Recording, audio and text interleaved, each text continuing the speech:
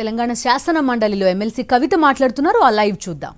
కనీసం బడ్జెట్లో అది మెన్షన్ చేసి ఉండాలి అధ్యక్ష. ఒక చిన్న హెడ్ పెట్టి తర్వాత మేము మరి చేస్తాం, దీన్ని బిల్లు పెడతాము, ముందుకెళ్తామని చెప్పాలి అధ్యక్ష. అది చెప్పకపోవడం దారుణం అధ్యక్ష. అది కాకుండా మరీ స్పష్టంగా విస్పష్టంగా ఈ బీసీ డిక్లరేషన్లో వారు ప్రకటించింది ఏంటంటే అధ్యక్ష, అసెంబ్లీ తొలి సమావేశాల్లోనే బీసీ సబ్ ప్లాన్కి చట్టబద్ధత ఇస్తామని చెప్పారు అధ్యక్ష.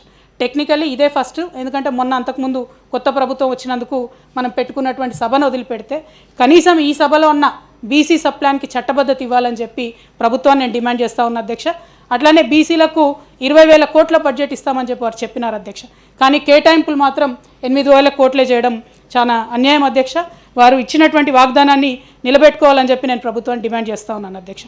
అట్లానే ఇంకొక మాట చెప్పినారు అధ్యక్ష, వాళ్ళ మేనిఫెస్టోలో ఎంబీసీ మంత్రిత్వ శాఖ సెపరేట్గా ఏర్పాటు చేస్తామని చెప్పినారు అధ్యక్ష. దాని మీద ఇంతవరకు ప్రభుత్వం నుంచి ఎటువంటి స్పందన కనపడడం లేదు అధ్యక్ష. అట్లానే ఇంకా చాలా హామీలు ఇచ్చినారు అధ్యక్ష. ముదిరాజ్ కులస్తులకు, గంగపుత్రులకు, గొల్ల కుర్మలకు, గౌడ్స్కి మా జనగాం జిల్లాను సర్దార్ సర్వాయి పాపన్న గౌడ్ అని పేరు మారుస్తామని చెప్పినారు అధ్యక్ష. మరి దీనికైతే రూపాయి ఖర్చు లేదు కదా అధ్యక్ష. ఏమన్నా అంటేనేమో నిన్ననే వచ్చినాం మొన్ననే వచ్చినాం అంటున్నారు. మరి దీనికి ఖర్చు లేదు కదా. ఈ ఖర్చు లేని పనినన్నా తొందరగా చేయాలని నేను కోరుతా ఉన్నాను అధ్యక్ష. అట్లానే మున్నూరు కాపు కార్పొరేషన్ ఇస్తామన్నారు అధ్యక్ష. పద్మశాలీలకు 3 క్లస్టర్లు అని చెప్పారు అధ్యక్ష. జగిత్యాల్, నారాయణపేట్, భువనగిరిలో మెగా పవర్లూమ్ క్లస్టర్స్ అని చెప్పినారు. కానీ ఒక్క సింగిల్ రూపీ కూడా అలొకేషన్ చేయలేదు అధ్యక్ష. అట్లానే మరి 90% సబ్సిడీ పద్మశాలి సోదరులకు ఇస్తామని చెప్పినారు అధ్యక్ష.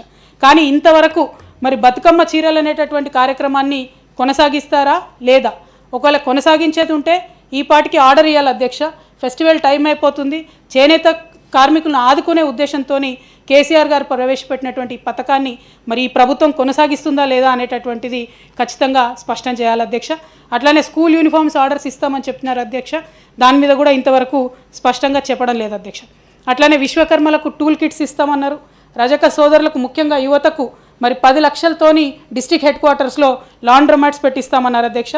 ఆ ఊసెక్కడ కూడా బడ్జెట్లో కనపడలేదు అధ్యక్ష.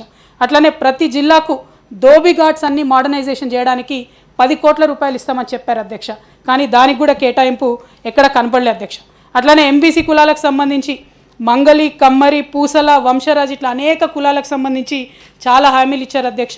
ఎక్కడ కూడా అది కనపడలేదు అధ్యక్ష. అధ్యక్ష, ఇక మోస్ట్ ఇంపార్టెంట్ సబ్జెక్ట్ అధ్యక్ష, మన రాష్ట్రంలో తెలంగాణ ఏర్పడ్డ తర్వాత రైతన్నల కష్టంతో, వారి చెమటతోని ఇలా దేశంలో మనం అగ్రగామిగా, మనం ఒక అన్నపూర్ణగా ఎదిగినటువంటి సందర్భాన్ని మనం చూస్తున్నాం అధ్యక్ష. మరి రైతులకు సంబంధించి వరంగల్లో కాంగ్రెస్ పార్టీ ఎన్నికల సందర్భంలో డిక్లరేషన్ చేసింది అధ్యక్ష.